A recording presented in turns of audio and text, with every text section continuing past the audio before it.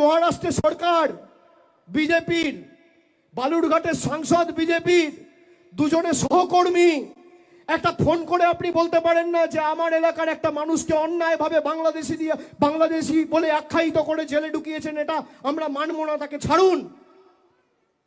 এইটুকু বিবেক, এইটুকু আত্মসম্মান বোধ, এইটুকু সচেতনতা বাংলার প্রতি ভালোবাসা যার নেই, তারা আর যাই হোক কোনোদিন বাংলাকে ভালোবাসতে পারে না।